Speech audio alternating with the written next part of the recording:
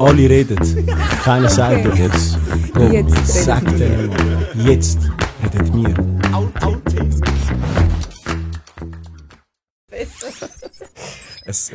Die Nervosität geht dann irgendwann ab. Jawohl, ja. Guten Tag miteinander. Neue Folge. Jetzt redet wir. Heute mit der Ramona. Hallo zusammen. Willkommen. Danke. Möchtest du dich mal vorstellen? Ja, gerne.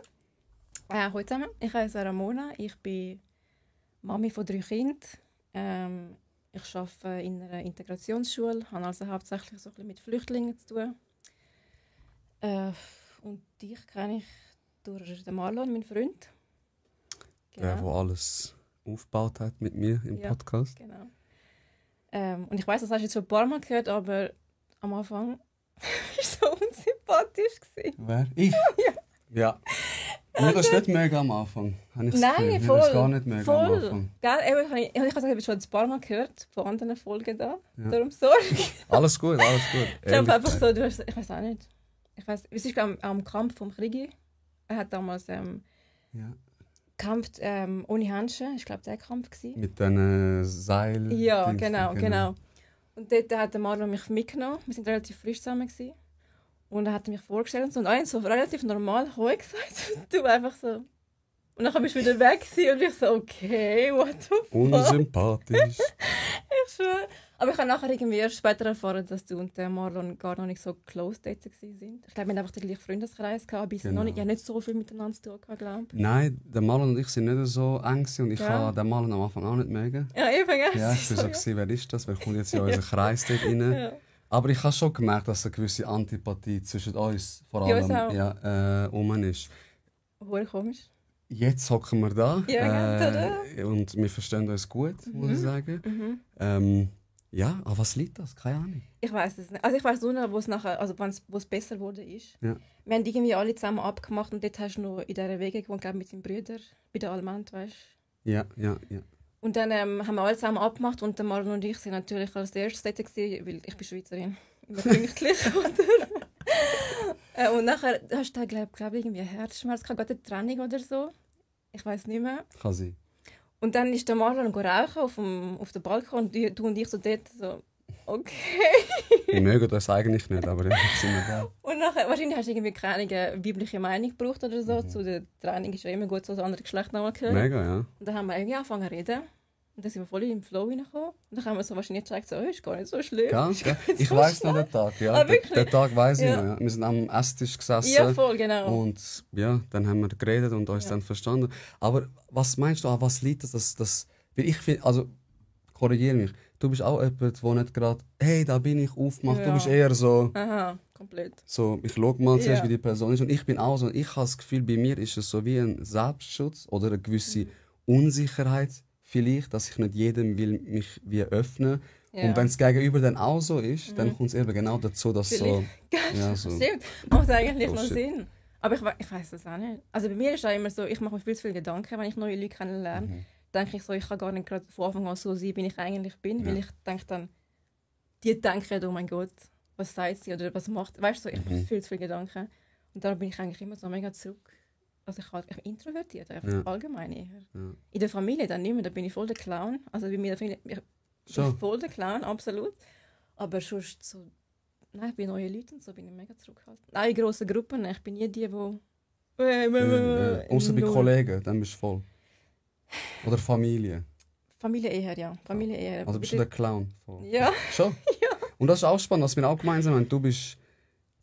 Wir sind 4 Geschwister, es sind alles Frauen. Ja. Wir sind 4 Geschwister, alles Buben. Ja. Ramona ist Nummer 2 und ich bin auch Nummer 2. Also eigentlich, die Steine sind gut gesetzt, dass wir uns verstehen, aber ja. Ja, ich weiß auch nicht. So der erste Eindruck, keine Ahnung. Unsympathisch. Ja. Aber ja. Komplett. Ich sage das aber auch mega oft zu spielen, weil den Marlon habe ich nicht mega am Anfang. Den Kriegi von der Folge 5 habe ich auch nicht mega. Ach schon? Gar nicht. Ich dachte, was ist das für einer? Aber genau diese Freund, der Berat, ist auch ein Kollege, den kennt ihr nicht, er wird niemals da kommen. Ich versuche es mit so Tricks, aber er kommt nicht. Ihn habe ich auch nicht mögen. Und das sind so die Freundschaften heute, wo ich sage, es sind eine der besten Freundschaften. Dino auch, in der Lehre. Ich habe in der Lehre kennengelernt. Ich dachte, Was ist das für ein Geringverdiener? Nein, und hast du nicht das Gleiche gemacht wie... Doch, nein. Das ist auch etwas. Geringverdiener ist so ein Wort, das aktuell mega im Kopf kursiert. Okay. Und das ist nicht Geringverdiener, weil du wenig verdienst. Einfach die Attitude von so Leuten. Okay. So, ja, so ein armer Tropf. So ein ja, genau. Okay, armer Tropf. Hey, ich würde gerne... Ich habe etwas mitgebracht, etwas vorbereitet. Oh mein Gott.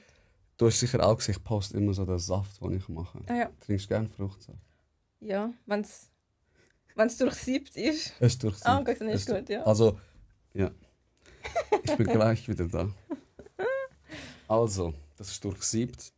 Das ist ein Fruchtsaft, den ich immer trinke, wo mir recht wohlt. Und ich habe gedacht, trinken wir den doch. Und vielleicht kannst du deine Meinung sagen, vielleicht findest du ihn voll scheiße. Oh Gott, ich schätze dich mega ehrlich, dass du mir sagst, wenn du ihn Kacke findest. Ich glaube, ich könnte auch nicht gut liegen. Also du wirst merken, wenn ich wieder liege. Ja, okay, eben. Mein Gott, ich muss mich jetzt konzentrieren. Hast du gerne Grapefruit? Ja. Hast du gerne Wassermelone? Ja. Hast du gerne Pfefferminz? Ja. Als Tee schon, ja. Okay, das ist nicht mehr drin. Okay. Ja, das habe ich gesehen. Das hast du, glaube ich, schon mal erzählt. Der Saft? Dass du den Saft immer machst. Hey, weil der Kollege, der Randy, hat das gesagt. Wassermelone ist mega hydrierend, also mega Wasserding. Grapefruit ist, glaube ich, Fettverbrennung. Okay. Und Pfefferminz ist ja so entzündungshemmend. Und der Grapefruit ist wirklich nur gepresst. Also da haben wir das Durchsiebte. Und eine kleine Werbung, Nutribullet, ich finde es maximal geil. Beste Erfindung ever.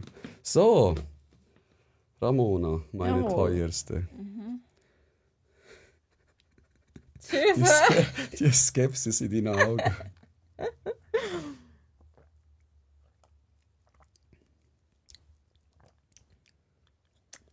Ist fein? Ja. Kann er etwas? Ja, mal. Ramona approved. Sehr erfrischend, ja. Hey, und? Schmeckt fest nach Pfefferminz. Aber ist okay. Ist okay. Also ist fein. Kann man machen. Also ist fein. Und wenn es gesund ist, dann auch so gerne. Dann noch so gerne. Ja, jetzt ist die Frage natürlich, die sich alle stellen, wieso hat der Hakan Ramona eingeladen? Oder, ja. Ich lade allgemein Leute ein, wo ich finde, sie haben etwas erlebt oder etwas gesehen im Leben, wo wir andere etwas davon profitieren können, wenn wir in einer gleichen Situation sind. Und ja, ich will mal gerade so starten. Du bist ein Zeitchen alleinerziehende Mutter gewesen, von 2 Kindern. Beste Söhne. Mit den 2 besten Söhnen, sind superherzig, beide, kennen wir auch. Der eine malt mega gerne. Ja. Er gibt mir immer so Tipps. Er schaut so meine Bilder an. Wie alt ist er? 11 jetzt. 11. Und er sagt so, Auge musst du nicht so malen, Auge musst du so und so malen. Ich sage, okay. Und das musst du so und so malen. Und der andere ist ein riesen Fußballer. Ja. Wie ist das, Ramona? Wie ist das? Oder wie lebt es sich? Was für Probleme kommen auf einem zu, wenn so etwas bevorsteht? Also jetzt einfach alleinerziehend? Alleinerziehend? Oder ist so... Kannst du ja mal erzählen, wie lange ist denn das Ganze gegangen, bis du gesagt hast, es geht nicht mehr? Also, es geht nicht mehr. Beziehung. Aha, so, ja, okay. Also ich muss vielleicht ein bisschen ausholen, weil es hat immer einen Grund, wieso es zu Sachen kommt. Ich bin, sage ich mal, nicht die einfachste Jugendliche, nicht die einfachste Teenager. Okay. Und irgendwann sind Debbie und ich, also die eine Schwester nach mir, und ich sind zusammen in ein betreutes Wohnheim gekommen. Ah. Genau. Und durch das sind wir, wenn du in so einem betreuten Wohnheim bist, lebst du eigentlich automatisch vom Sozialamt. Okay. Also da bin ich schon so in das Sozialding reingegangen. Also Debbie und ich. Ja. Es ist nur etwa ein halbes Jahr so ungefähr sind wir dort gewesen. Aber auch in dieser Zeit, sie ist noch in die Schule gegangen und eigentlich hätte ich arbeiten sollen, aber ich bin nie arbeiten. Okay. Also gut, ich finde das schwierig, gell? Wenn du mit 14 gesagt du bekommst jetzt such einen Job. Voll. Fang an zu arbeiten. Hure weißt du, was du machen willst. Genau, was weißt du schon mit 14? Ich schwöre. Hast du gerade angefangen zu lernen? Komplett. Und ich meine, bei mir, ich habe zuerst das 10. Schuljahr gemacht und nachher habe ich so, du hast so gemerkt von den Arbeiten, die ich gesucht habe, einmal Floristin, einmal Coiffeur, einmal Automech, weißt du, so komplett, einfach so alles. Also als Lehre gesucht, sozusagen? Genau. Und ich habe mega viele Restaurants bekommen. Ich habe alle abgebrochen. Wenn so irgendetwas Kleines, das negativ ist bei mir gerade so, nein, ciao, mache ich nicht. Und ich habe sofort abgebrochen. Jede Lehre. Was war etwas zum Beispiel? Etwas Negatives, wo du schon gesagt hast, ich bin weg? Was war Automech bin ich ja und dann ich war dort etwa 15, 16, keine Ahnung. Und es ist ja nicht üblich, dass jetzt so ein junges Mädchen steht. Eigentlich nicht. Und dann hast du so ein bisschen gemerkt, wie so die Männer so ein bisschen geschaut haben und so ein bisschen angefangen zu reden und so. Und für mich war das schon so mega unangenehm. Okay. Und ich habe es so ein bisschen als sexistisch empfunden. Also weißt du, so auf die Schiene, nicht irgendwie am Lästern oder sie hat keine Ahnung, sondern mehr so, weißt du. Und dann hat es mir auch wieder abgestellt. Und ich bin dort habe ich die Lehre bekommen. Und das Ding hat mir sogar gesagt, der Auto, also du bist besser als jeder Bub, den ich je da hatte. Und so. Also aber ja, ich schwöre voll so. Aber nein, das hat mir dann schon wieder gelangt. Okay. Ich glaube, bei mir ist auch so 5 Tage eine Woche. What the fuck? Weißt du, als Teenager. Ja, Was soll ich? Wer hat den Scheiß erfunden? Wer will 5 Tage in der Woche arbeiten? Ich sag's auch immer, Mann. Welcher Idiot hat das eingeführt, Mann? Work-Life-Balance, auch so ist es ja, irgendwie. Voll. Nein, es geht einfach nicht. Es geht nicht. Und in dieser Leistungsgesellschaft sowieso nicht. Nein, es ist Horror. Und damals ich bin noch extremer, weil du bist ja also ich bin in der Schule und nachher du kommst von 13 Wochen Ferien, kommst auf 4, 5. Riesen Unterschied. Brutal. Du hast ja noch weniger Freizeit und ich habe schon Schule extrem viel geschwänzt, also ich bin jetzt schon fast nie rum gewesen. Und das Arbeiten kannst du einfach so schwänzen, weißt, ohne Konsequenzen. Leider. Ja, genau. Ja, auf jeden Fall sind wir dann in diesem Heim gewesen, und Debbie hat dort auch schon extrem viel Schule geschwänzt und ich eben nach wie vor nicht arbeiten. Und irgendwann haben sie meiner Mutter gesagt, ey, du musst deine Kinder wieder zurücknehmen. Also vor allem Debbie, weil Debbie war damals erst 14 gewesen. Okay. Und das betreute Wohnheim ist eigentlich so, oder ist sie 16? Ja, irgendwie auf jeden Fall mega jung. Das betreute Wohnheim ist eigentlich eher so für 18 plus. Okay.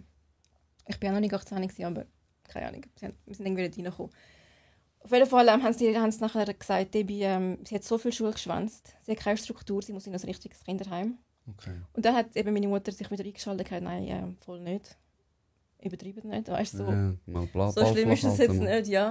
Und dann haben wir so ein Gespräch mit dem Sozialarbeiter und so, und dann haben sie meiner Mutter gesagt, ja gut, dann nimmst du sie jetzt halt wieder.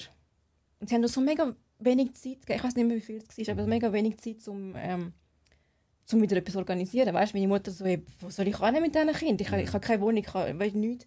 Sie ist damals zu ihrem Freund gewohnt, in Eglisau, irgendwo am Arsch von der Welt. Haben gerade Streit gehabt, hat sie eigentlich auch wieder zurückgekommen. Und es hat sich mega gut getroffen, dass Debbie so scheiße war in der Schule, ich beim Arbeiten, meine Mutter mit ihrem Freund. Dann haben wir wieder eigentlich zusammenkommen. Aber wie findet man so schnell eine Wohnung? Ja, ich glaube, es ist nur irgendwie, keine Ahnung, einen Monat oder so haben sie ihr Zeit gegeben. Krass. Und meine Mutter fragt mich nicht, wie sie es geschafft hat. Aber meine Mutter ist so, wenn sie etwas will, dann kommt sie es über. Sie hat, irgendwie hat sie es geschafft, dass wir innerhalb von dieser kurzen Zeit eine 4-Zimmer-Wohnung in einer Genossenschaft bekommen haben. Wieder. Und dann, ja, haben wir wieder zurück, so als Familie. Ist auch irgendwie schwierig gewesen, weil, weißt du, beim Sozialamt, und ich, wir haben das Gefühl, wir sind im Geld am Schwimmen. Ich meine, du sagst immer, im Sozialamt, also kommst du das Minimum über, aber für einen Teenager, was ist schon das Minimum? Wir haben eigentlich normalen Lohn, blöd gesagt, bekommen, und das wöchentlich. Okay. Wir haben das Gefühl, Cashflow, wir haben unser Leben gehabt. Beste Leben. Es ist so gut gewesen. Wir sind jeden Tag shoppen, überall neue Kleider kaufen. So, zahlst du, soll ich zahlen? Weißt du, so, oh Gott, ey. Ja, es ist gut gegangen. Es war nicht schlimm gewesen in diesem betreuten Wohnheim. Eigentlich überhaupt nicht. Du hast eine eigene Wohnung gehabt. Du hast schon so 2 Mitbewohner zwar gehabt, aber du hast eigentlich alleine gelebt, weißt du? Okay. Du hast so wöchentliche Sitzungen gehabt mit so Sozialarbeitern, wo wir auch nicht können wirklich ernst nehmen, weil die haben auch so, ja, wir wissen, was sie durchmachen und so. Habt die Schnur. Du hast einen Scheiß, Mann. Ich schwöre. Das finde ich etwas mega Schlimmes. Ich sage es immer wieder, wenn Leute das nicht erlebt haben und sagen, ey, ich verstehe dich, heb Fresse. Vielleicht kannst du versuchen nachempfinden, aber das ist schon das Maximum der Gefühle. Ja. So, weißt. Sie können so ein bisschen als Psychologen, also weißt, so Therapeuten fungieren, so in dem Sinn, sprich dich aus, ich versuche dir helfen und so. Genau. Aber wir haben es wirklich ernst nehmen, weil wir haben gedacht, so, ich komme durch keinen von ihrem Studium da, wo vielleicht haben so ihre reichen Eltern finanziert. Wir haben immer damals so gedacht, alle, die studieren, sind reich und so. Weil es so teuer ist. Ja, darum haben wir es überhaupt nicht ernst nehmen. Ja, auf jeden Fall sind wir dann wieder in dieser Wohnung gewesen, mit meiner Mutter und so. Und dann haben wir wieder Regeln gehabt. auch schwierig. Ja. Kein Geld mehr. Ja, wieder so kein Geld. Oder? Meine Mutter hat irgendwann gesagt, ich zahle deine Scheißrechnungen selber, wenn du zu viel bist zum Arbeiten. Also logisch, ist irgendwann nicht zu blöd. Sie hat eben selber Geld bekommen für die Kinder vom Staat, weil sie keine Alimente von meinem Vater bekommen hat. Also alles so ein bisschen schwierige Verhältnisse. Meine älteste Schwester war aber schon lange allein am Wohnen, weil die ist auch mit 17 schon Mami geworden. Okay. Und hat schon ihre eigene Familie gehabt. Die sind immer noch zusammen, glücklich verheiratet, haben 4 Kinder momentan. Mittlerweile.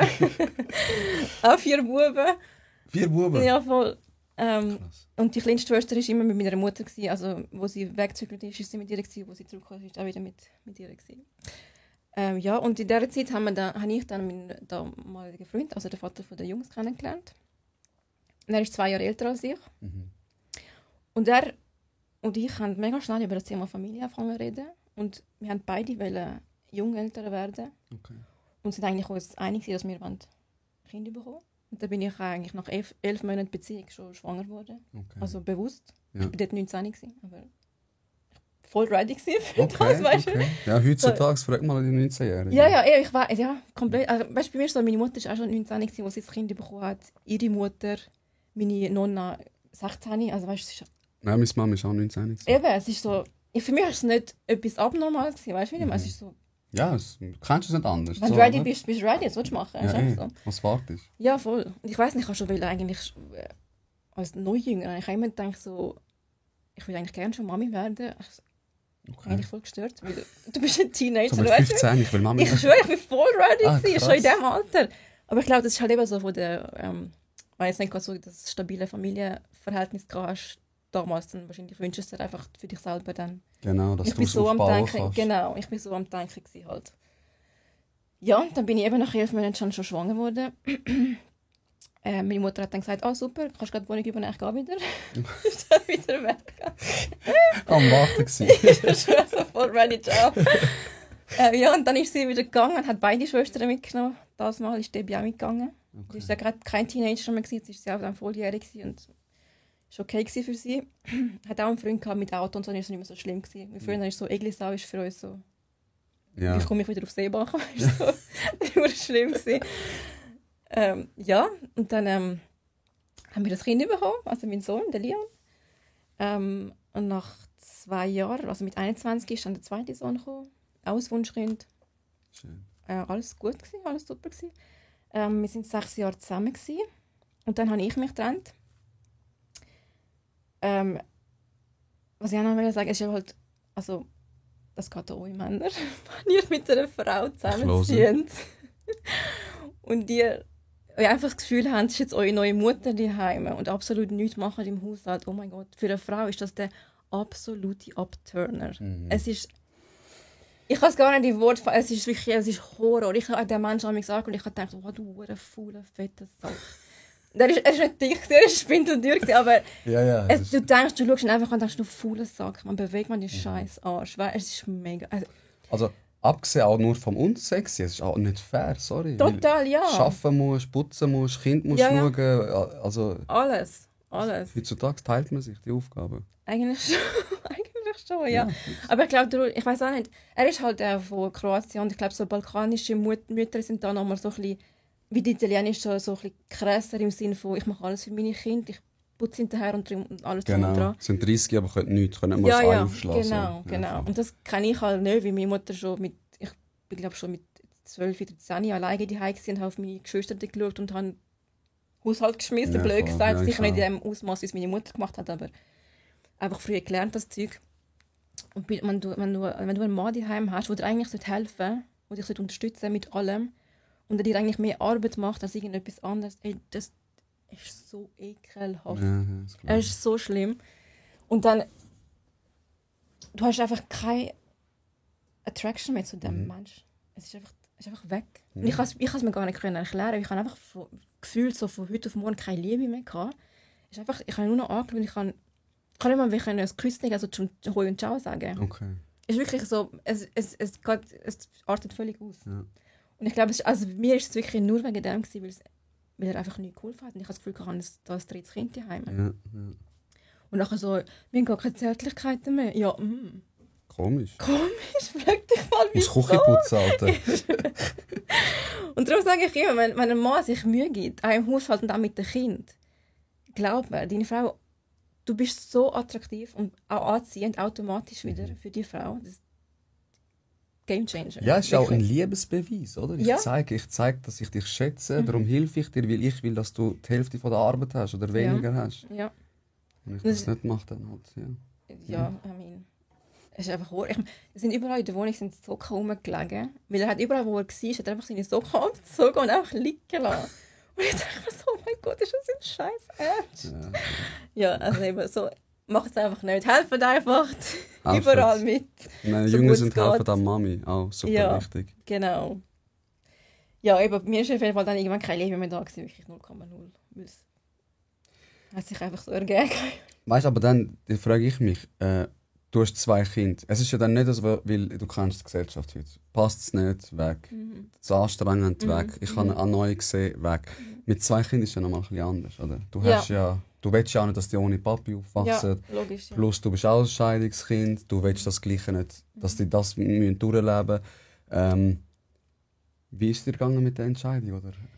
Ich habe mich schwer getan. Ja. Und es war ein langer Prozess, bis ich es wirklich durchgezogen habe. Okay. Also ich habe schnell gemerkt, ich lebe nicht mehr, aber wir haben mega lange einfach noch von meiner Seite einfach zusammen gelebt. Okay. Ich habe mehrmals so eigentlich Schluss gemacht. Und dann ist er zu seinen Eltern und ist dann wieder zurückgekommen, weil dann hat uns die Entfernung hat uns irgendwie wieder gut getan. Mhm. Und dann haben wir durchgemacht, so durch, für mich schon irgendwie. Es war, glaube ich, nicht die Gewohnheit gewesen, halt, weil 6 Jahre ist ja schon eine lange Zeit. Ja, mega. Extrem. Ja, aber es ist dann immer wieder zu dem Punkt gekommen, wo ich einfach nicht mehr von ihm angelangt, berührt werden, weißt du, so. Und ich denke, das macht keinen Sinn. Mhm. Das macht absolut keinen Sinn. Und ich tue den Kindern auch keinen Gefallen damit, weil sie spüren das ja auch. Das ist es auch, ja. Und es war schwierig gewesen, wirklich den Step dann durchzuziehen, aber ich denke, wir werden niemals glücklich sein. Aber es ist einfach ein Rauszögern vom Trennen. Genau. Ja, und dann irgendwann habe ich es geschafft, blöd gesagt, durchzuziehen. Und die Anfangszeit war schwierig, also für die Kinder. Für mich eigentlich nicht, sagt er ehrlich. Ich habe irgendwie schon, wahrscheinlich ist er komplett mental abgeschlossen damit.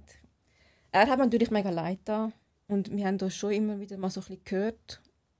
Und er hat immer wieder versucht, sich ein bisschen annähern und so, aber von mir ist nie mehr so, dass ja, machen wir es nochmal, probieren wir es nochmal, ist bei mir dann ist es vorbei eigentlich. Und eben der Ältere hat ein bisschen Mühe gehabt, weil er 4 war damals mal. Okay. Der Kleine war 2, hat es nicht gross gecheckt in dem Sinn. Ja, der Grosse schon, das hat mir dann mega leid getan. Dann habe ich es wieder so angezweifelt, meine Entscheidung, so, weil ich sehe, wie schlecht das gegangen ist. Also weißt, er hat dann so Fotos angeschaut. Nachher hat er einfach so ein Kreuz beim Vater gemacht und ich so, oh mein Gott. Oh Gott. So, Voll dramatisch. ich schwöre. Kinder sind so voll dramatisch. Komplett. Kreuzer ist tot jetzt für mich. Ich darf nicht mehr mit ihm reden. Ich schwöre, es ist wirklich so, ich habe das Gefühl, ich habe ihm etwas genommen, weißt du, so. Obwohl, also, ja, also, er war ja nicht verschwunden gewesen. Aber am Anfang, ich muss ja sagen, er war so ein Arschloch gewesen, nach der Trennung, weil er hat einfach nicht mir Freizeit gönnen, weißt? Er hat dann das Kind nicht nehmen. Weil er hat gewusst, ich hätte schon das Wochenende frei, oder? Ich hätte machen, was ich wollte. Ich hätte in den Ausgang Männer kennenlernen. Und das hätte man wieder nicht gönnen. Ja, genau. Gekickt, ja. Am Anfang war es mega schlimm gewesen. Wir konnten fast nicht kommunizieren. Und ich habe nämlich so geschrieben, ich so, hey, ist gut, wenn die Kinder heute ein bisschen später kommen oder was auch immer. Also völlig eine normale Frage. Dann ist einfach so zurückgekommen, von mir kannst du sterben durch eine Schlampe. Und ich so, okay. Okay, ist das ein Ja? Hätte ich vielleicht so eine schreiben können. Ja, einfach so. Er war halt hässlich. Also weißt du, ja, komplett aber zerstört halt. Klar, verständlich, die Wut, aber die Wut dann bei dir auszulassen oder das an den Kind sozusagen, das finde ich nicht gut. Ja. Aber ich kenne ihn nicht, ich möchte da gar nicht viel dazu sagen, aber unterstützend ist es auf jeden Fall nicht. Nein, es war nicht so hilfreich gewesen. Aber ich habe ihn verstanden, weil eben, ich habe gedacht, wenn es umgekehrt wäre, würde ich wahrscheinlich auch so ein bisschen versuchen, ihm das nicht, also weißt, dass er verhindern, dass er neue Frauen kennenlernt und glücklich wird oder so. Ja, es war vielleicht so eine trotzige, aber irgendwie auch menschliche Reaktion gewesen, so. Nicht ganz erwachsen, aber halt. Ja, das innere Kind hat wieder durchgedrückt. Ja, wahrscheinlich schon. Ja, voll, es ist so. Aber die Kinder erinnern sich nicht groß an das, also sie haben, glaube ich, nie etwas mitbekommen von dem Ganzen. Nein. Streit und so. Es war wirklich so per SMS hauptsächlich. Okay. Ich glaube, einmal sind wir handgreiflich geworden, aber da hat es, glaube ich, niemand. Also die Kinder haben es nicht mitbekommen. Schaltet jetzt ganz kurz ab, 2 Minuten, könnt nachher wieder einschalten. Handgreiflich? Voll. Also Nein, er hat angefangen. Dann habe ich mich halt gewehrt. Was willst du machen? Und hey, oh mein Gott, das ist so lustig. Gott sei Dank ist gerade Debbie, ihre Ex oder Freund, ich weiß nicht mehr, ist gerade am Fenster vorbeigelaufen und er hat es einfach gesehen. Wie im Film, weißt du. Er ist einfach reingesäckelt und hat uns auseinandergelegt. Gut, geil. Hey, wie im Film, ohne Scheiß. Aber dann bist du mit dem Marlon zusammen gewesen, ja. Nachher sind wir ins Bambus, er so, es läuft. Ich so, ja, aber nicht, ich habe gerade schon geschreckt mit dem Ex. Und dann war er hässlich. Aber ja, gut. Ich habe gesagt, also es bringt jetzt nicht, was willst du? Alles okay, ich kann mich wehren, es ist alles okay. Ich bin irgendwie drunter gekommen, oder er drunter gekommen, ist einfach so... Ich glaube, er hat mir eine Flatter gegeben und nachher habe ich ihn geschufft und dann sind wir irgendwie so Jiu-Jitsu machen. Also es ist nicht so mit Füßen oder so, überhaupt nicht. Okay. Ja, shit happens, was willst du machen? Ja. Egal, wir haben es überstanden, ist okay. Aber Sorgerecht ist immer geteilt. Ja. Oder? Und sie sehen ja auch jetzt ihren Dad, das ist ja auch ihr Dad immer noch so. Immer. Also früher war es geregelt, wirklich so, jede zweite Woche nimmt er sie. Und ich bin nicht so die Frau gewesen, wo du kommst sie nicht über. Ich glaube, dass ich das alleinige Sorgerecht habe. Ich kann nie meinen Kind den Vater nehmen, weißt du, wie ich meine? Das ist so Mir ist es so wichtig, dass sie ein ganz normales Verhältnis haben, so gut es halt geht, nach der Trennung, aber ganz normales Verhältnis zum Vater haben und auch gerne bei ihm sind und so. Und ich habe wirklich keinen Streit wählen. Darum habe ich habe auch nicht irgendwie Anforderungen gemacht, ich wollte, dass er mir so und so viele Alimente zahlt. Wir sind zu einem Ding gegangen, ich weiß gar nicht, wie das heisst. Friedensrichtermäßig. Es ist nicht einmal irgendwie Gericht oder etwas, wirklich so die einfach von den Alimenten stellen. Okay. Die festlegen. Die schauen unsere Kontoauszüge an und dann es berechnen. Okay. Halt. Okay. Und ich hatte halt damals keinen Job gehabt. Bei mir ist also wirklich, ich habe mich getrennt und ich habe von heute auf morgen kein Geld mehr gehabt, weil er ist der Hauptverdiener war. Mhm. Und ich bin früher zwischendurch arbeiten, so Starbucks, Pizzeria, weißt du, so Sachen, die du als Frau ohne Ausbildung halt kannst machen. Mhm. Und er ist dann weg und ich habe wirklich von heute auf morgen eigentlich nichts mehr gehabt. Er hat mir zum Glück alles gelassen, so möbelmäßig aus der Playstation und sein Auto hat er mitgenommen, aber sonst ist alles geblieben. Also voll okay. Playstation over everything. Ja, hallo, wichtig. Ja. Aber wie ist das? Du bist allein, du hast kein Cash. Aha. Du fragst dich, ey, fuck, wie soll das Geld irgendwie reinkommen? Dann sind die Kinder noch dort, haben Bedürfnisse. Mhm. Hast du noch auch Ramona sein? Oder ist einfach nur Mami? Das Ding ist halt, bei mir, ich weiss, man sagt ja so, als Mutter sollst du dich selber nicht verlieren und so und auf dich schauen, das Kind einmal abgeben. So.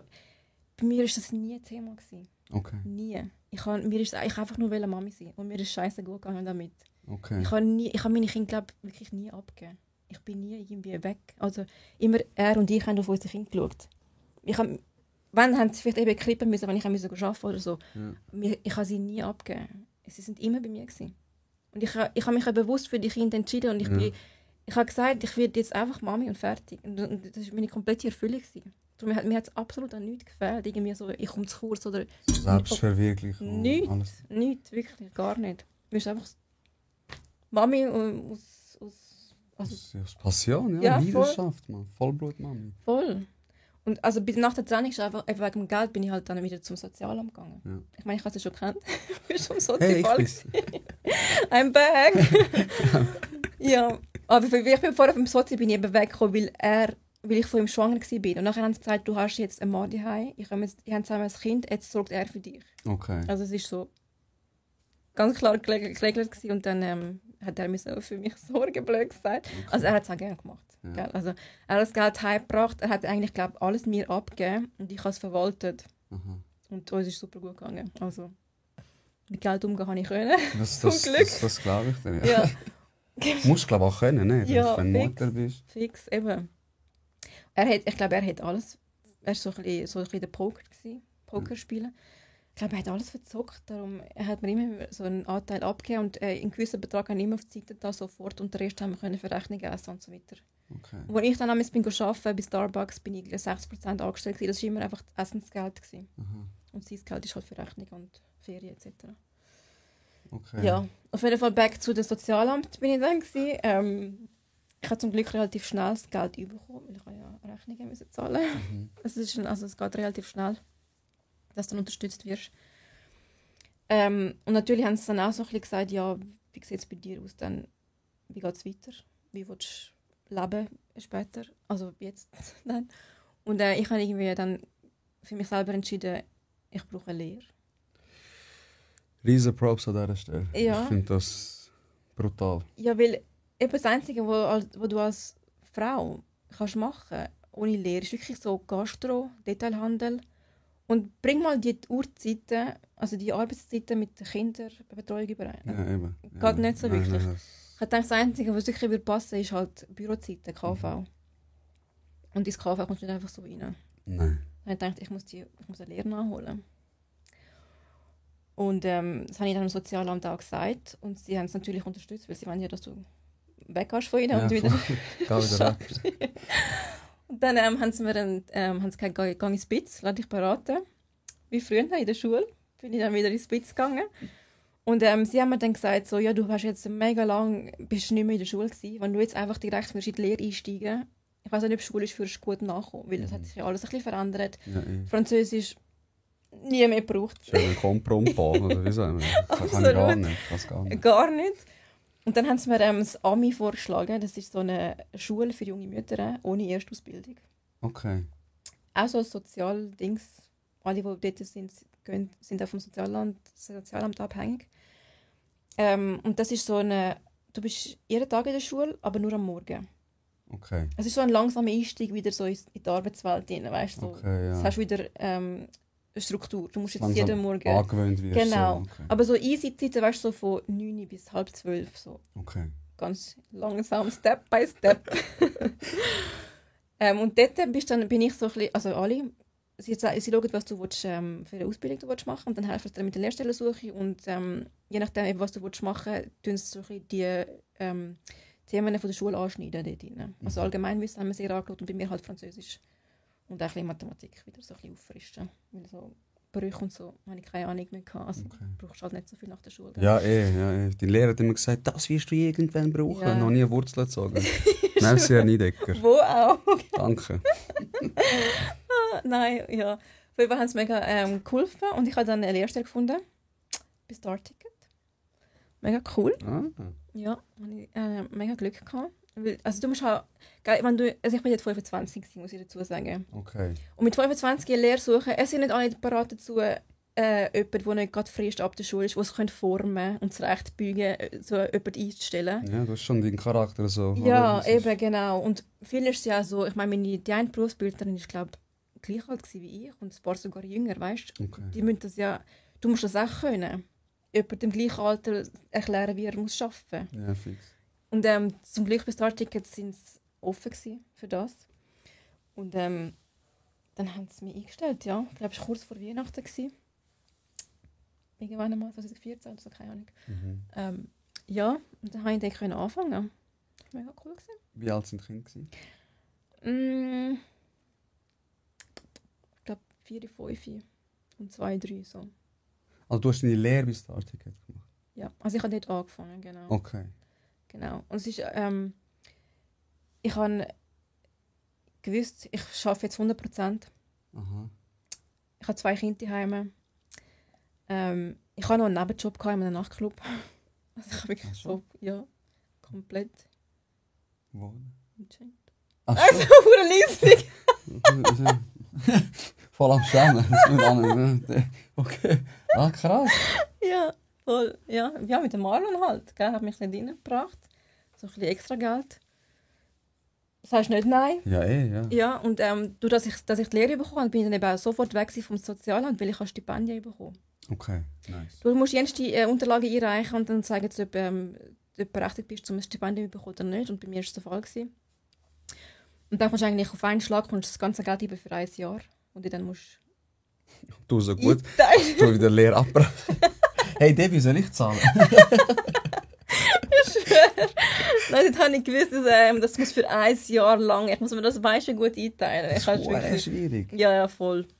Aber es ist mega gut gegangen. Ich glaube, ich habe Ende Jahr Geld vorher gehabt. Okay. Einfach gut mit Geld, ich weiss auch nicht. Tasche. Nein, oh mein Gott, hör auf, ich bin halt überhaupt nicht die... Also ich habe immer mal lang gedacht, wenn du mir irgendwas mit so Markenscheiße kommst, ich schmeiße es sofort weg. Schon, bist gar nicht. Oh mein Gott, ich kann nicht. Ich bin einfach nicht so ein Mensch, der auf die Sachen aufpassen kann. Okay. Ob die Tasche von Louis Vuitton oder von H&M ist, ich behandle sie gleich. Du wirst sie genau Ist in mir die Ecke. scheißegal. Okay. Dann für mich lohnt es sich gar nicht. Und es ist mir auch zu blöd, so viel Geld auszugeben für so etwas. Ja, es ist auch Ich so. check's nicht. Ja, also für mich, es ist jedem selber überlassen, klar. Ja, sowieso. Wenn du Millionen hast, dann verstehe ich es auch. Aber ich verstehe die Leute nicht, die ihr ganzes Geld sparen und dann sich so Gucci-Schuhe kaufen. Keine Ahnung, ich verstehe das auch nicht. Also es macht dich wieder zu einem besseren Menschen. Und hast du schon mal Reiche gesehen, wie die sich anlegen? Also wirklich Leute, die Stutz haben in der Schweiz. Ich sehe keinen mit Gucci-Schuhen. Ja, voll. Es ist genau für so Leute wie uns, damit wir uns speziell fühlen, wenn wir das anhaben. Ja. Um so zu tun, als ob man viel Kohle hätte. Also, ja, ob es gut geht. Das ist so ein bisschen ein Beweis wahrscheinlich. Zum auch zeigen, so, was ich mir leisten kann. Alle denken, Ja, voll. Dann müssen alle überlegen, hat er doch so viel Geld? Ja. Genau. Nein, bin ich gar nicht. Das sind Geringverdiener. Ja. Genau. Checkst du, oder? Der Vibe. Oh Gott. Was habe ich gesagt? Ich habe für ein Jahr dann das Geld bekommen. Genau. Ja. Und dann jedes Jahr hast du wieder meine Unterlagen einreichen und Sorry, ich frage mich das schon seit 36 Minuten. Sieht man dich überhaupt? Keine Ahnung. Amigs bin ich so ein bisschen seitlich, dann glaube ich schon, nachher vielleicht wieder nicht. Okay. Aber wenn ich mich jetzt nicht mehr... ich höre mich schon. Hörst du mich? Ich höre dich. Okay, dann ist schon gut. Okay, alles gut. Gut. Geld einteilen. Ja, genau. Jedes Jahr hast du wieder einteilen eigentlich. Und ein Jahr bin ich bei Starticket und dann gehört zu Tamedia. Mhm. Und sie haben dann Tamedia hat Starticket aufgekauft. Okay. Und dann bin ich zu Tamedia gewechselt. Dann bin ich wie so in die sie haben so jedes halbe Jahr die Abteilung wechseln, die Lernenden. Okay. Geil. Ich war dann einmal bei Homegate in dem Marketing, bei 20 Minuten im Verkauf, bei Tagesanzeiger und weiss dann was im Marketing. Geil, ich war überall so drin. Tamedia ist dort, wo Brunner Park ist, oder? Dort, wo ich gewohnt habe. Dort ist doch die Hauptzentrale. Bei Stauffacher. Ist bei Stauffacher? Ist es Stauffacher? Ja. Okay. Ja, genau. Das grosse. Es ist auch TX Media. Irgendwie haben sie den Namen geändert. Ich weiß nicht mehr, wie sie jetzt heissen. Okay. Ich habe immer gesehen, wo ich Brunau gewohnt habe, dass die Lieferwagen immer mit Zeitungen gefüllt haben. Darum habe ich gedacht, das steht. Aber es kann sein, dass die Druckerei dort ist. Ja, nicht. Eben, ich glaube, ja. Aber bei uns ist es ein Büro. Das ist schön gesagt. Ich liebe das Wort. Item. Ja. Ja. Aber was ich für dann kann sagen, also ich muss jetzt nicht so tun, als ob es voll locker gewesen wäre, das alles, gell? Ja, das schon nicht. Ja, nein. Ich bin in der Lehre viel angesprochen worden von so älteren Frauen und so, wie machst du das? Oh mein Gott, wo nimmst du die Kraft und so? Und zu dem Zeitpunkt, ich so, was schnurst du? Weißt du, so, es ist für mich so ein normaler Alltag gewesen. So, ich kann es ja wählen. Mhm. Und du wachst ja in das rein. Also es ist wie so, irgendwann ist es normal, es ist halt dein Alltag. Mhm. Und meine Kinder zum Glück, also der Lian, der Ältere, er war halt so selbstständig, schon mega früh gewesen. Und hat schon ein bisschen auf seine kleinen Brüder aufpassen. Er hat ihm manchmal zum Morgen so parat gemacht, so Cornflakes und so, mega herzig. Oh. Also sie sind nie alleine daheim gewesen. Ich bin zwar schon immer schon am 6 Uhr schon im Büro gewesen, dass ich früher wieder daheim sitzen kann, wenn sie von der Schule heimkommen. Aber die jüngste Schwester hat damals noch bei mir gewohnt, im Keller unten. Und sie wäre im Notfall immer rum gewesen. Ich wollte einfach nicht ihr sagen, ich kann bitte auf meine Kinder schauen, weil eben ich bin halt so der Meinung, das sind meine Kinder, ich schaue es auch. Weißt du, wie ich meine? Ist doch ein stolz Ding. Nicht unbedingt stolz, ich will niemandem eine Last machen mit dem, weißt du. Okay. Es sind ja nicht ihre Kinder, wieso soll ich ihnen... Ja. Und weißt du, wenn sie sagen Nein, fühlen sie sich vielleicht auch schlecht, weißt du.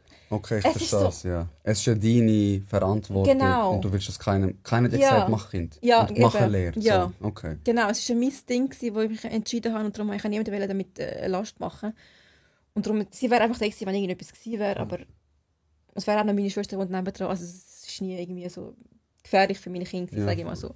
Bevor jemand da wieder umschiessen. Und ich habe ihnen mega früh ein Handy, also ein iPhone gegeben, also man hat einfach immer FaceTimed. Ich habe immer geschaut, ist alles okay am Morgen und so. Jetzt gehen wir dann in die Schule, bla bla und so. Also alles okay gewesen in dem Sinn. Auf jeden Fall, so nach einem Jahr, wir haben einen riesen Fail bei uns im Startticket. Mhm. irgendwie beim Gurtenfestival verkauft, ist irgendwie das ganze System zusammengebrochen. Und dann, ich bin eben damals im Kundendienst gewesen. Und wir sind überhäuft worden mit Anfragen. Wir sind gar immer nachgekommen mit Arbeiten. Und das hat mir so einen extra Stress gemacht. Wahrscheinlich genauso das i-Tüpfelchen. Und dann habe ich das erste Mal Panikattacken bekommen dort. Okay. Ja, also nicht beim Arbeiten, sondern dann daheim. Ich bin natürlich normal nach einem Arbeitstag. Also ich muss sagen, sie haben mir also gesagt, kannst du bitte länger bleiben, kannst du bitte länger arbeiten und so. Und ich kann halt nicht Nein sagen. Und für mich war es wirklich so nochmal eine extra Belastung gewesen. Und dann mein Körper hat irgendwann gesagt, nein, so nicht. Ja, so nicht. So nicht. Und dann in der Nacht weiß ich so, ich habe keine Luft mehr, ich verrecke. Wirklich so Panikattackenmässig, ja. Genau, und bis ich gecheckt habe, was das ist. Ich habe nicht gewusst, das ist eine Panikattacke. Genau. Ja, eben. Kommst du keine Ahnung, was das war. Ich war dann irgendwie einen Monat krank geschrieben. Ich bin zum Arzt gegangen, ich habe einfach keine Luft. Ich sterbe. Ja, und er hat mir dann Antidepressiva gegeben, so zur Prävention, einfach, weil er hat gecheckt, ich bin wahrscheinlich überarbeitet und also überstresst, zu viel Verantwortung und alles, hat mir einfach eben zur Prävention schon mal Antidepressiva gegeben, dass ich die anfange zu nehmen, dass ich ja nicht in eine Depression reingehe.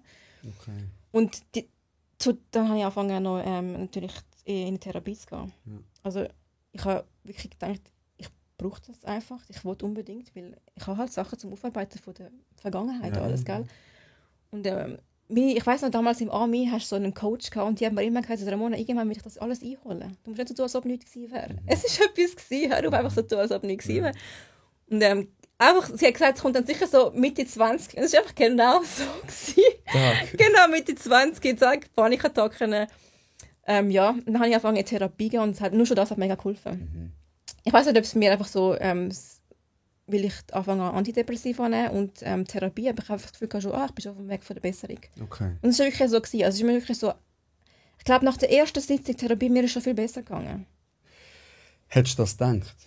Am Anfang? Ich habe es gehofft. Okay. Ich habe gedacht, ich weiss, ich habe Sachen zum Aufarbeiten und wenn ich jetzt einfach über das endlich reden kann und das alles rauslassen, es wird mir sicher helfen. Und genau so ist es dann halt auch gewesen. Vielleicht habe ich schon die Einstellung gehabt, wenn ich jetzt reden geht es mir besser und dann habe ich es wie so manifestiert und dann ist es wirklich auch so eingetroffen. Ja, also ich bin eigentlich dann mega gerne auch gegangen. Jede Woche bin ich einmal gegangen, direkt nach dem Arbeiten. Ja, alles können ein bisschen aufarbeiten.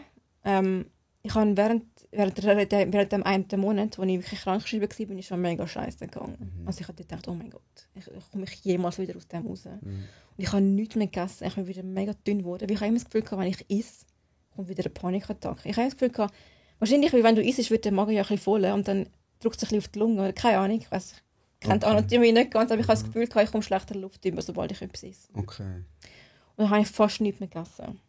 Ich bin wieder mega dünn geworden und es hat dann eben angefangen besser zu werden mit diesen Sitzungen. Und ich habe auch so angefangen, Robert Betz, kennst du Robert Betz? Nein. So ein verdammt guter Psychologe, der macht mega viele so YouTube-Videos. Okay. So ein älterer, der ist Hammer. Der erzählt einfach, keine Ahnung, du kannst dich sofort, es macht alles Sinn, was er sagt. Okay. Und er hat mega psychologisch angelegt und alles und das hat mir auch mega geholfen, so diese Sachen. Und ich habe dann angefangen, auch mit Yoga und so. Ich habe ja nie auf mich geachtet. Ich bin einfach Mami gewesen, fertig. Ich glaube nicht, dass es an dem gelegen hat. Ich stelle mir nicht vor, dass ich Panikattacken bekomme, weil ich nur Mami sein, sondern wirklich der ganze Shit aus der Vergangenheit. Genau, das ist es. Ja, voll. Und dann habe ich erst mal so angefangen, Achtsamkeit, Yoga, Wörter, die ich noch nie gehört habe. Never. Ja. Habe ich mich angefangen, mit dem auseinanderzusetzen. Und ja, dann hast du so angefangen, also gespürt, so, die geht es besser langsam.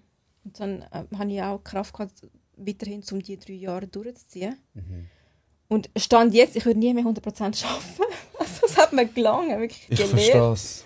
Ich habe gedacht, soll ich da Matura machen oder irgendetwas. Und ich habe wirklich vom KV, ich habe wirklich so, du kannst ja auch beim Englisch kannst so auswählen, welche Abschlussprüfung du machen willst. Ich habe nur so das Minimum. Ich wollte auf Nummer sicher gehen, dass ich es verstehe. Ja. Weil für mich ist so, ich habe das Gefühl, das ist schon meine letzte Chance. Weil ich war auch schon in einem gewissen Alter gewesen. Ich bin dann mit 28, als ich abgeschlossen habe. Ich habe gedacht, wenn ich jetzt nochmal ein Jahr anhängen oder was auch immer, ich wollte einfach nicht mehr. Für mich war dort vielleicht noch ein bisschen mehr Druck gewesen, als jetzt bei den 17-, 18-Jährigen, weil sie, wenn sie es nicht verstehen, wie, mach jetzt halt nochmal ein Jahr. Wahrscheinlich machen sie irgendwie noch eine zweite Ausbildung oder whatever. Bei mir war es wirklich so gewesen, letzte Chance, habe ich das Gefühl gehabt. Trotzdem bin ich aber noch, während dem Abschlussprüfungsstress bin ich meine Maps machen in Prag, weißt du, so. Habe ich sonst nichts zu tun gehabt. Aber ja, ist alles gut gegangen, ich habe es geschafft, alles okay.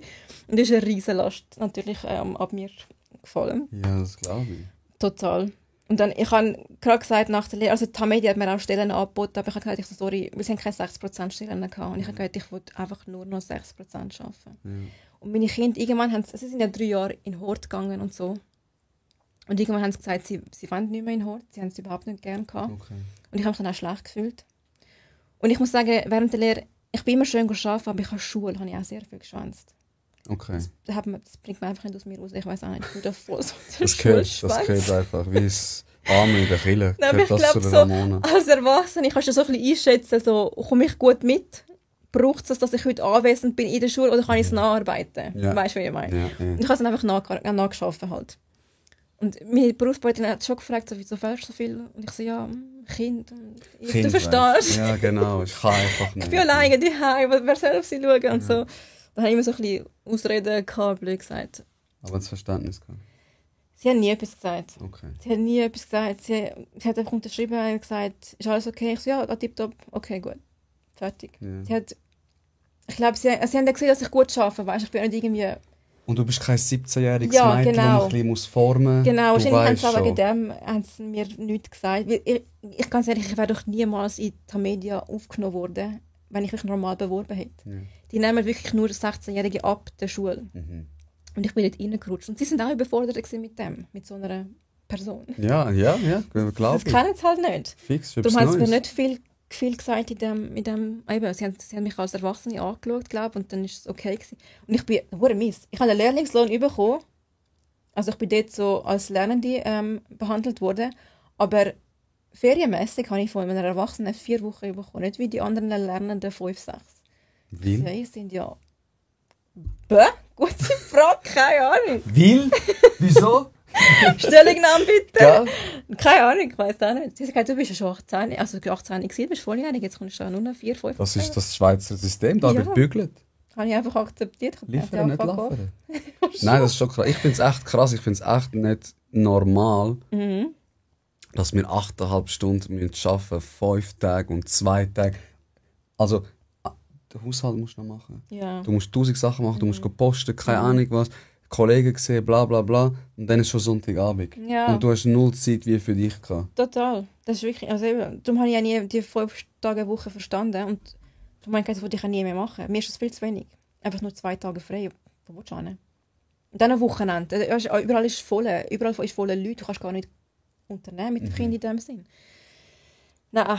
60%. Ja, habe ich 60% Stellen gesucht. Und auch da wieder, ich war immer noch gleich gewesen. Wenn mir irgendetwas gepasst hat, ich bin auch wieder gegangen. Aber wenn es nicht stimmt, was willst du machen? Du verbringst so viel Zeit, Ramona, im Geschäft. Und wenn dir etwas nicht passt, für was? Für was? Das ist mir einfach nicht wert, ja. Nein, ich finde auch. Wenn es nicht passt, dann gehst du einfach. Voll, absolut. Und das ist bei mir genauso. Also ich muss sagen, ich habe auch Pech gehabt mit so Psychochefen. Okay. Also so hure Sadisten. Ich dachte mir, wer bist du? Das ist ein Schmier, Mann. Ich dachte, weißt du, nein. Der hat mich freigestellt, hure geil. Weil du freigestellt wirst, weil du einfach so... Du bist einfach noch zahlt 3 Monate, du musst aber nicht mehr arbeiten. Das ist schon... Das ist mega schön. Also ich habe es schön gefunden. Ich bin froh, bin ich den Chef losgeworden und er war, glaube ich, gleich am Denken über mich. Weil ich halt viel kritisiert. Also nicht unberechtigt. Ich bin nicht so eine, die dort kommt, so am Rumzicken oder so. Wenn bei mir normal umgeht, bin ich auch normal, aber der war einfach ein Psychopath gewesen. Und dann habe ich lasse mir von Sachen nicht gefallen. Weißt du, wie ich meine? Dann habe ich auch zurückgepitcht. Das hat dir natürlich nicht gepasst, das sollst du machen. Wenn du so ein Narzisst vor dir hockst, hast du Gefühl, dann hat sich das gefallen. Ja, nicht. Und ja, und dann hat er mich halt freigestellt. Dann bin ich hast du super gefunden. Wie? Was war der Grund, hat er gesagt?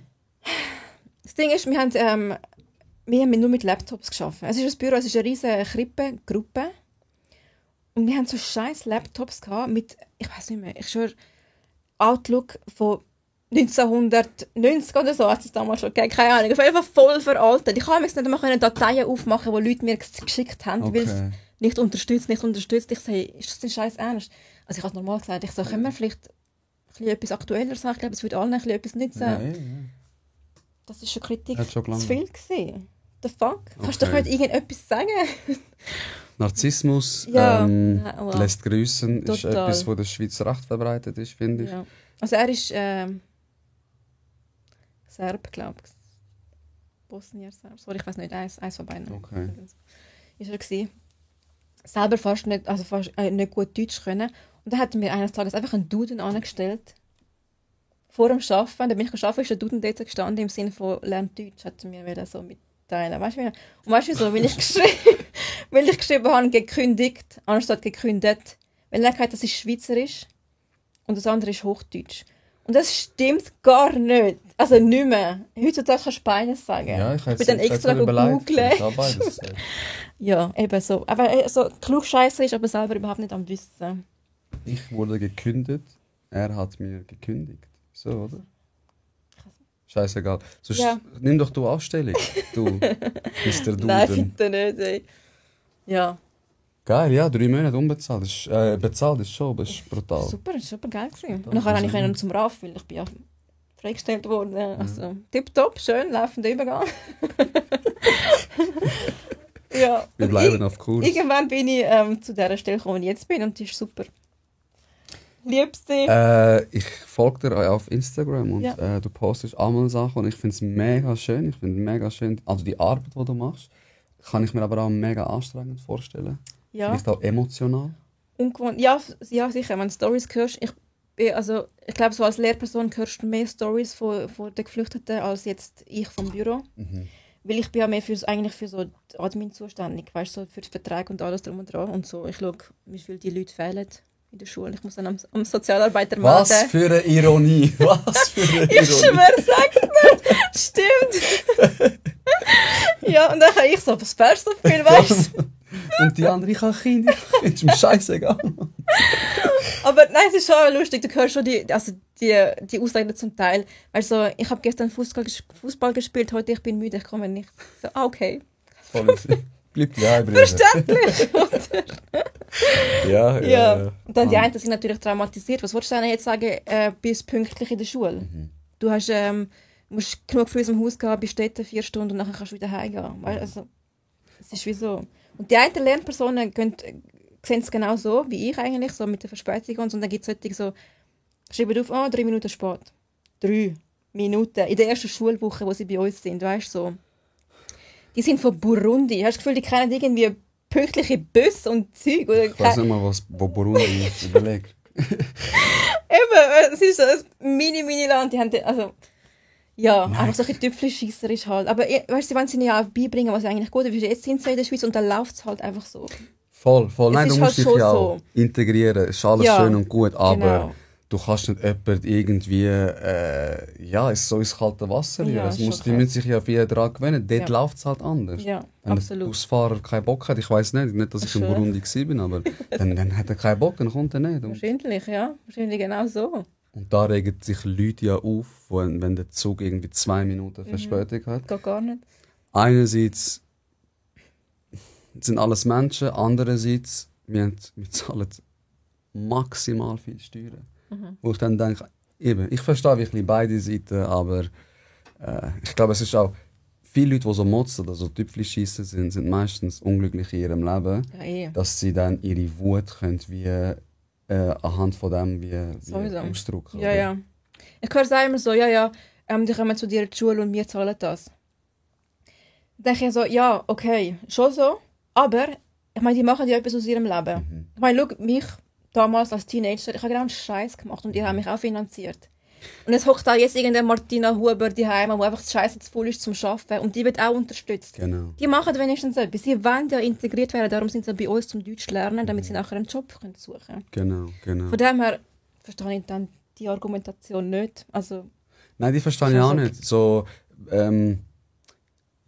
wenn es da ankommt, dann muss man etwas machen. Ja, okay, fix. Aber wie du sagst, und dann, wenn es ein Schweizer genau so macht, dann ist es wie nicht so schlimm, weil er ist da geboren. Voll. Also, wieso geht denn Martina nicht arbeiten? Ja, voll. Nein, und also im Knast kann ich dir auch Storys erzählen. Es ist auch heavy. Ab und zu aber auch regt es mich auf, ehrlich gesagt, wenn Leute vom Ausland da ankommen, irgendwie dann Leistungen wollen, die nicht mal ich kann. Ja. Also medizinische Versorgung, die nicht mal ich mir leisten kann. Die zahlen keine Krankenkasse, bla bla, macht das. Dann gehen sie raus. Nach 2 Wochen sind sie wieder in der Kiste. Und dann denkst du dir auch, ganz ehrlich, dann bin ich auch voll. Dann schieben die ab. Ja. Oder ja, Leute, voll. die sich auch sonst als Schweizer nicht als Gesetz halten können, Frauen vergewaltigen oder keine Ahnung was machen, noch und nöcher, verwahren die, Mann. Verwahren. Klar kannst du die nicht wegschicken, aber weg aus der Gesellschaft geht schon. Schon so. Ja, eben, es gibt so zwei Seiten. Du merkst ja, die einen schwänzen einfach, weil sie keinen Bock haben, weil sie einfach drauf scheißen. Die anderen, denen geht es wirklich psychisch halt nicht gut. Und dann wieder andere, die sind jeden Tag oberpünktlich dort und die wollen einfach Deutsch lernen und die wollen einfach arbeiten. Also weißt du, die wollen wirklich. Und das finde ich dann mega schön. Ja, Das finde ich mega herzig.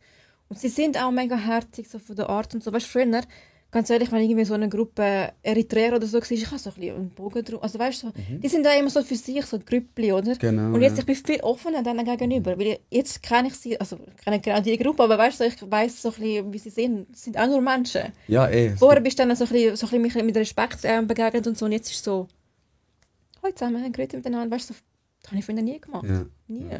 Und ich glaube auch meine Familie, so ein bisschen durch mich, kommt jetzt auch so ein bisschen langsam. Es sind auch noch so ein bisschen Vorurteile zum Teil einfach halt bei diesen Gruppierungen. Also, ist halt einfach so.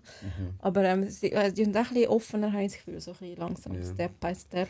Hey, das ist auch menschlich. Wenn sind wir verschlossen, wenn wir Angst haben vor Fremden, vor neuen Gefühlen, vor neuen Situationen, dann machen wir zu. Und ich finde auch, also das gilt es ja genau zu durchbrechen. Und mit dem Job, den du machst, oder mit dem Job, den ich auch mache, durchbrechen wir das irgendwie jeden Tag. Aber es ist nicht immer einfach. Nein, ist es nicht. Voll. Wie gehst du um, wenn du Schicksalsschläge hörst? Und, also ich bekomme ein paar Mal Tränen in die Augen. Also, schon, geht sicher nicht an einem einfach so vorbei. Aber dann denkst du, also ich helfe einfach auch gerne Menschen. Und ich bin ja dort so in einer Funktion auch zum Helfen. Weißt, auch wenn sie dann kommen und sagen, darf ich einen Bleistift haben? Oder dann findet das Wort nicht und ich kann ihnen helfen, weil das heisst, dann sagen sie danke, ja, Bleistift. Und dann gibst du, weißt du, so Kleinigkeiten. Also, sie sind mega herzig und sie wollen und sie sind voll motiviert und so. Und das gar nichts pusht dich dann auch wieder so ein bisschen, also dann vergisst du auch das ganze Negative drumherum. Ich gehe jetzt auch nicht wirklich fragen, was hast du alles erlebt, wie bist du angekommen und so weiter, weißt so. Du kannst dir ein bisschen ausmalen. Ich meine, du hörst ja viele Storys von, wie die Flüchtlinge auf Lampedusa kommen oder was nicht was. Und bei den meisten ist es halt schon so. Die sind ein halbes Jahr unterwegs, bis sie in der Schweiz sind und so. Eine ist auch, ich glaube, von denen haben wir sogar ein Interview, sie ist irgendwann interviewt worden. Sie war in Griechenland mit 2 Kindern und ihrem Mann. Und dann hat sie mal angefangen zu brennen in Griechenland, in so einem Flüchtlingslager. Und ein Kind von ihr ist gestorben und ihr Mann ist auch...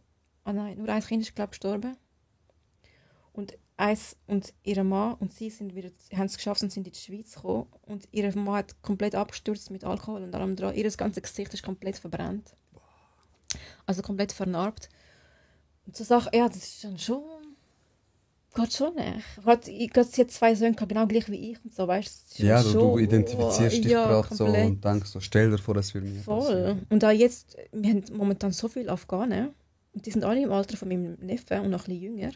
Also zwischen meinem Sohn und meinem Neffen wirklich genau das Alter. Und die kommen alle alleine da an und ich denke so, oh mein Gott, ja. es tut mir so leid. Es ist heavy, es ist wirklich heavy. Was. Und dann eben, stehen Herr und Frau Schweizer vielleicht dort, sehen das und sagen, der war ein Saupack und integriert euch mal.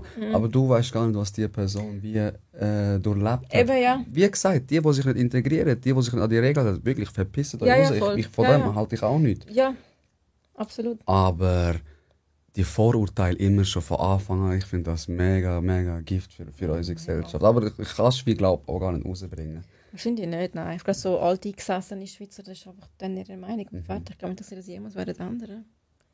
Das ist einfach so. Aber es ist auf jeden Fall spannend. Einmal habe ich einem seine Einladung gegeben, das Papier, seine Einladung. Und dann war es statisch geladen und es hat ihm eins geputzt.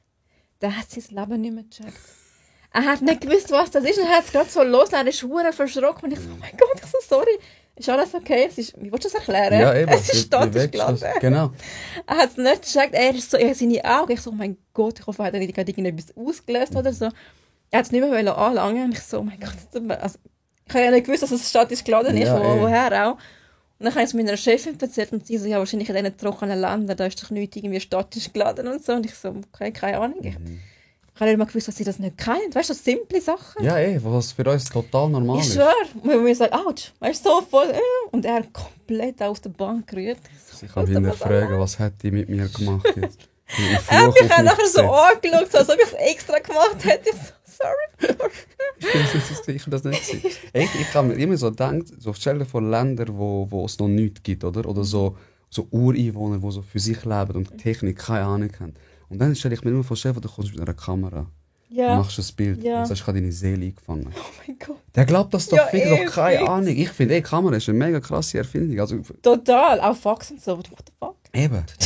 Keine Ahnung, was da abgeht. Nein. Wir checken es einmal auch nicht, nur weil wir damit aufgewachsen sind. Und darum ist es so, wie es ist normal. Hinterfragst du es nicht mehr, gell? Genau. Aber eben, der Typ, der das Telefon erfunden hat. Graham, oder wie der heißt. Wie kommst du so etwas? Das ist crazy. Wie funktioniert, ja. Genau. Und dann hat er gewartet, bis der zweite auch erfindet, dass er jemandem anrufen kann. Nein, das nicht. Hey, du hast meine Folge heute gesehen, gell? Ja. Heute ist die Folge rausgekommen mit dem Umberto. Mhm. Und ich habe ja ein böses Wort gesagt dort. Ja.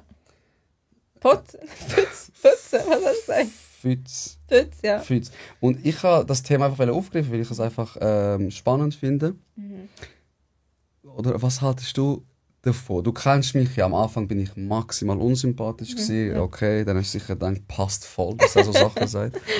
Jetzt kennst du mich ja auch. Oder, weißt du, was ich wie nicht verstanden? Die Leute sehen ja irgendwie, ich habe ja auch Frauen da. Mhm. Und aktuell sind es, glaube ich, lass mich nicht lügen, aber vielleicht gleich viel oder wenn nicht, vielleicht sogar mehr Frauen.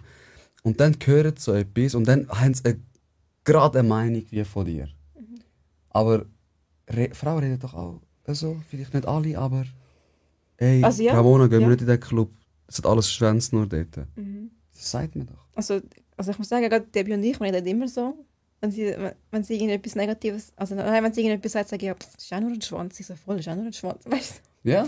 Einfach so das Geschlechtsteil, keine Ahnung. Ich finde einfach Fütz.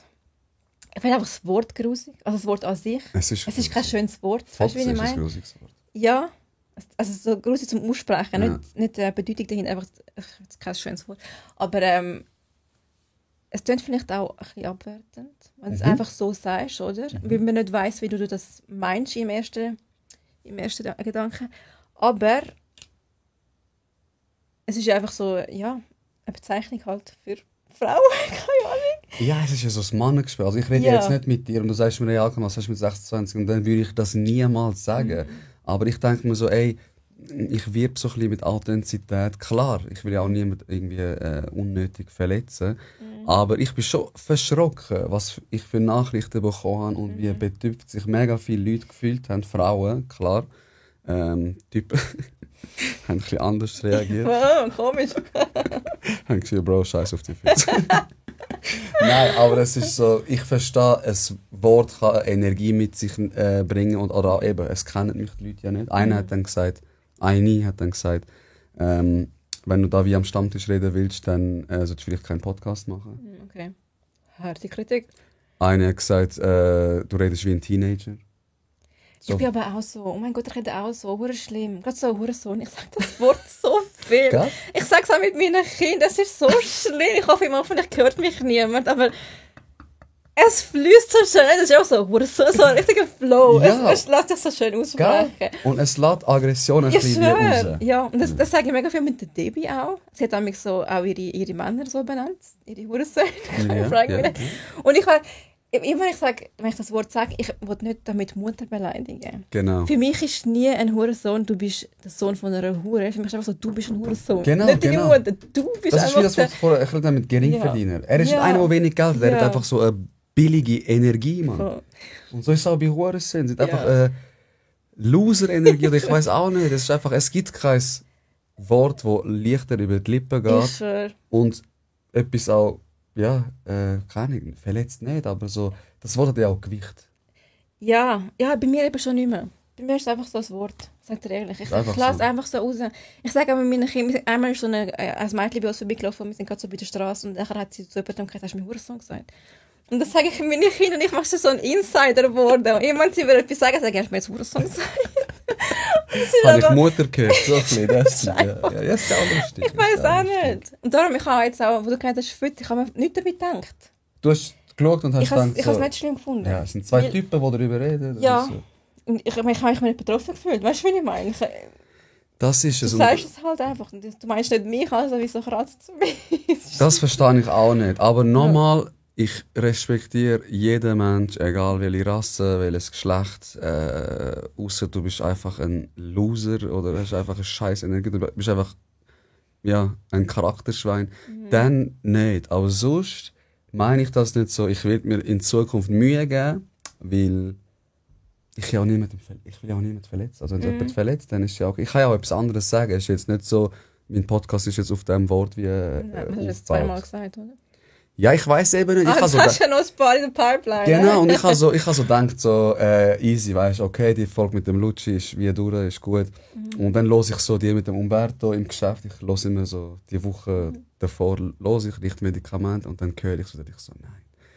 Und ich habe mir den Kopf zerbrochen. Darum hast du den Text geschrieben heute?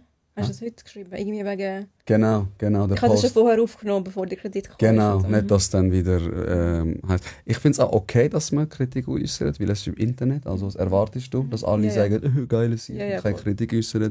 Aber ich kann nochmal das kurz ansprechen und das ist gut. Vielleicht müssen auch wir Frauen nicht so negativ behaftet sehen, weißt du, ich meine, schlussendlich ist es einfach ein anderes Wort für das Geschlechtsteil. Was ist einfach ein Fakt. Und eben, ich habe dir vorher erzählt, ich schaue so Princess Charming, so Bachelor, aber nur mit Lesben, Homosexuellen.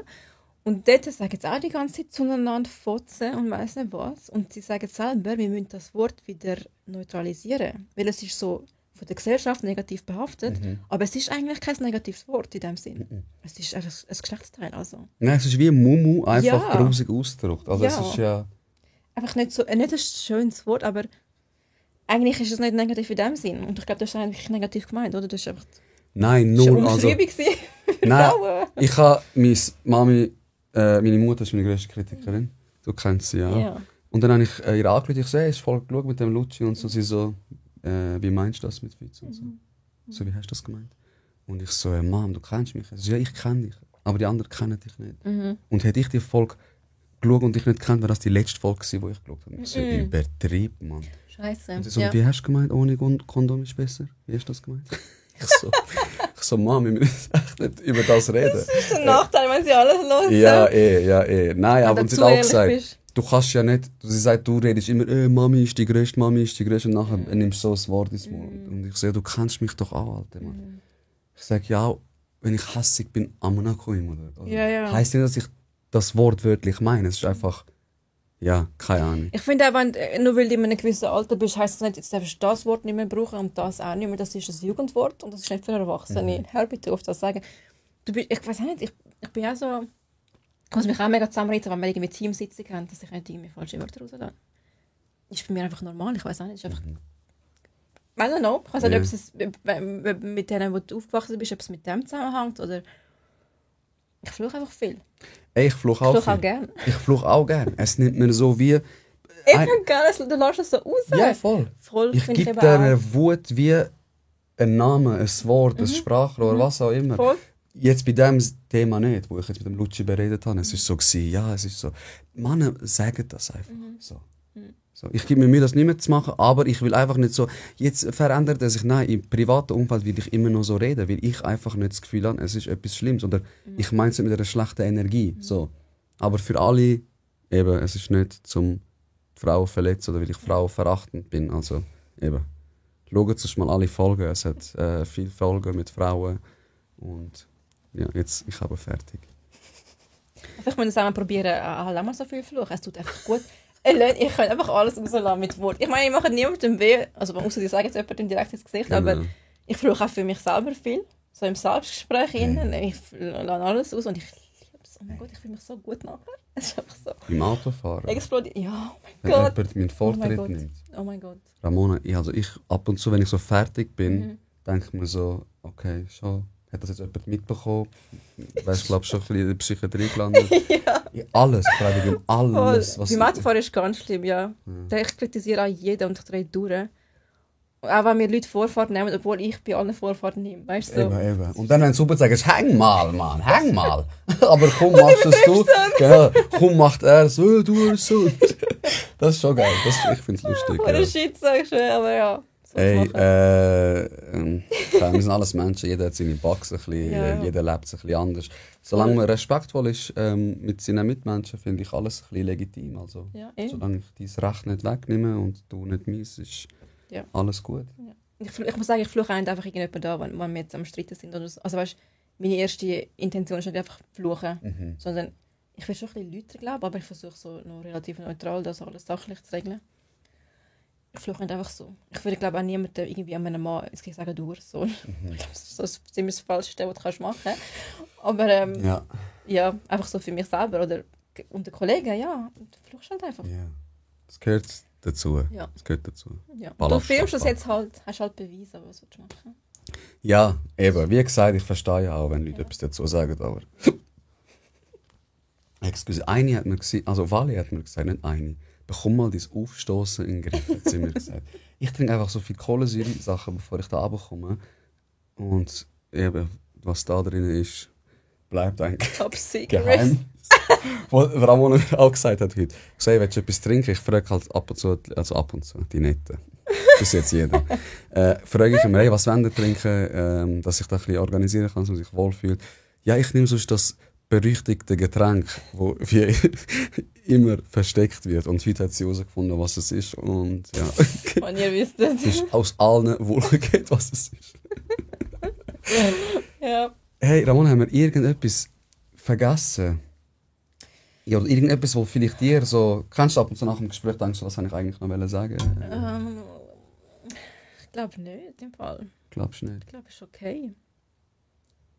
Ich habe noch eine mega, mega wichtige Frage, die mir seit gestern nicht mehr aus dem Kopf geht. Wenn ein Giraffe und ein Nashorn schlägen, ich habe mich das gestern gefragt, es ist mir nicht mehr aus dem Kopf gegangen.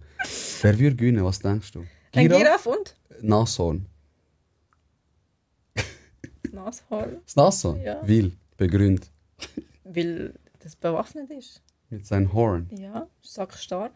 Ich nehme an, es ist etwa genau in der Höhe vom Giraffe seinem Bauch oder so. Er würde genau ankommen, wenn er würde aufstoßen. Wie? Dann könnte er genau aufspießen. Okay. Würde ich jetzt sagen. Der Giraffe, was kann er machen, außer abhauen? Giraffe?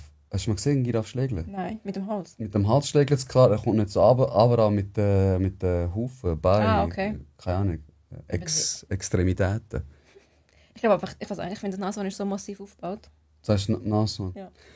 Schreiben Sie in die Kommentare. Was sagen die dazu? Ich hätte gesagt Giraffe im Fall. Wirklich? Ich weiß auch nicht, wieso ich jetzt denke Giraffe. Was meinst du, auf den Weg?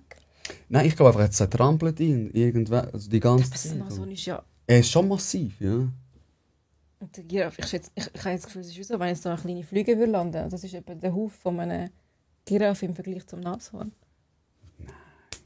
Einfach das so. Nein, die holen, weißt du, aus. Wir schauen nachher Videos. Vielleicht finden wir ja ein Video, Oh mein Gott. Nashorn gegen Giraffe.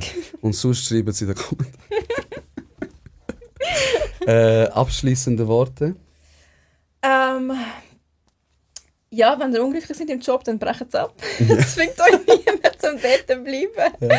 Es öffnet sich immer irgendwo neue Türen, ihr müsst euch nichts gefallen lassen und es ist nie zu spät, um etwas Neues zu lernen oder sich umschulen zu lassen. Von dem, du hast auch gewechselt? Ja, ich habe Verkauf gemacht. Ich habe Verkauf gemacht also im Textilbereich und bin dann in der Psychiatrie und jetzt bin ich im Gefängnis. Siehst du, es ist nicht spät. Und das Gefängnis ist ja nicht lang, es ist 2 Jahre oder etwa. Ja, so 2,5, 3 Jahre jetzt. Darum, ja. Also, wenn ihr unglücklich ist. Ja, ich sehe immer so in Stories Insta Montag, oder weißt du, es gibt doch so Memes, Monday, again, bla, voll negativ behaftet. Ich freue mich auf den Montag. Schon? Ja. Also nein, so ist es. Ich kann gerne arbeiten. Gut, du bist eben wahrscheinlich 100%, oder? Wenn jetzt würdest du 60% arbeiten, dann hast du wirklich eine Work-Life-Balance.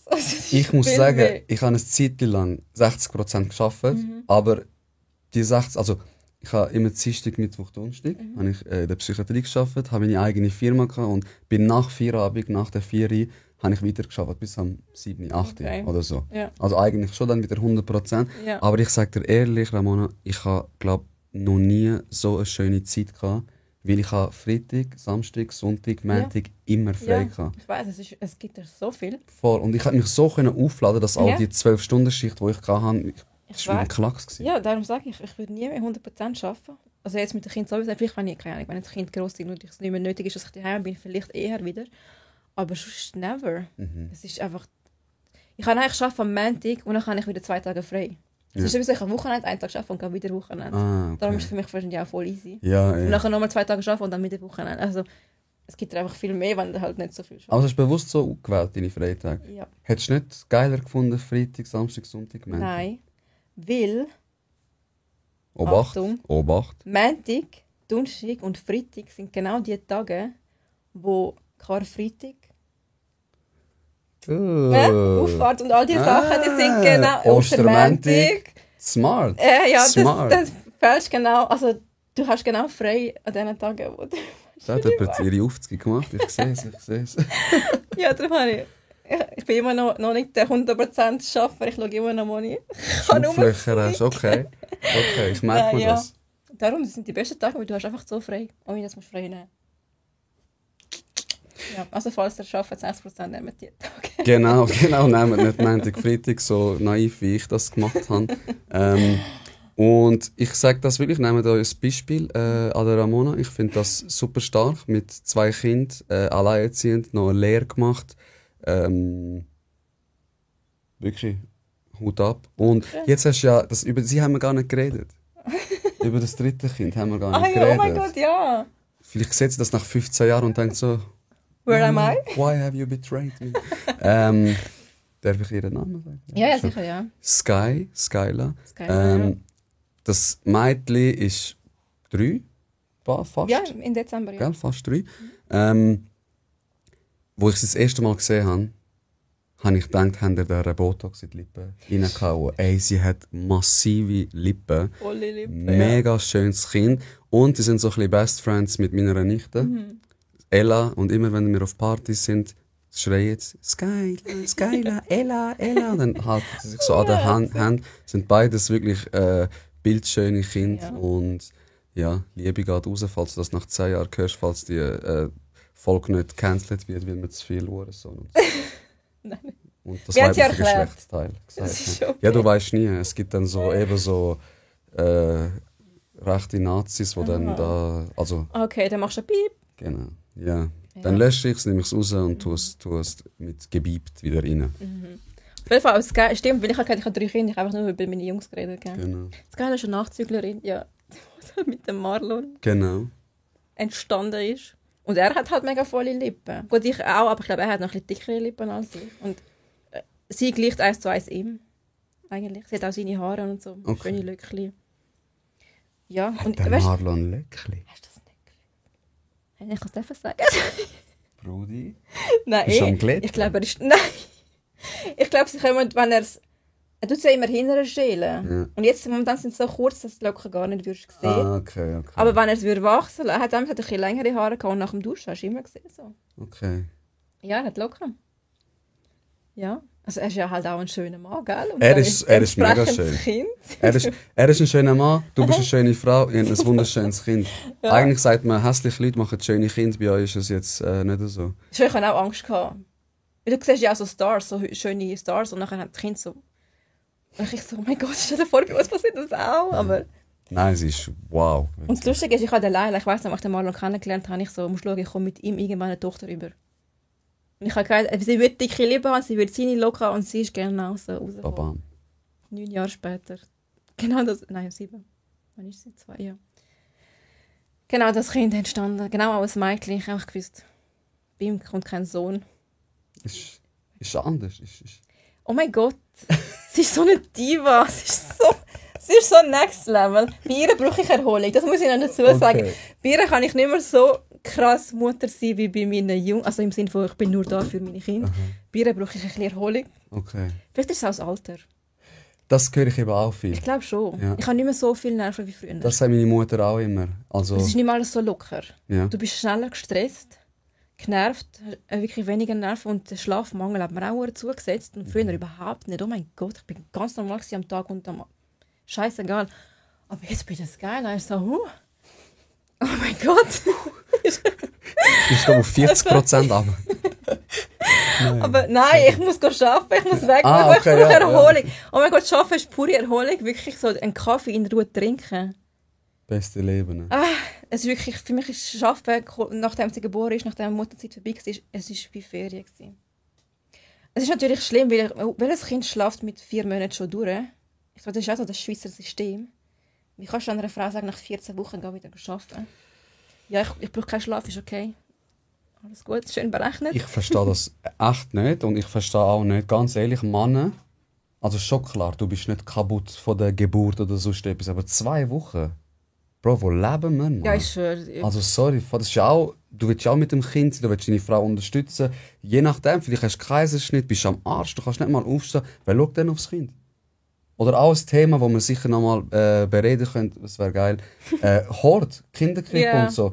Also, du musst eigentlich so viel Geld dort reinbuttern, dass du nur arbeiten gehst, wenn du Teilzeit arbeiten gehst, damit du die Kosten für Dings zahlen kannst. Das ist unglaublich. Ja, voll. Da bin ich froh, sind wir in der Stadt Zürich mit subventionierten Plätzen. Zürich ist die motherfucking Sektion. Ja, Mann.